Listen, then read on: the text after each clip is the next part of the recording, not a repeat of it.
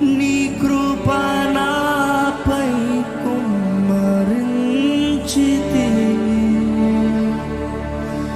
నా యోగ్యతకు మించిన నీ కృప నాపై కుమ్మరించితివి.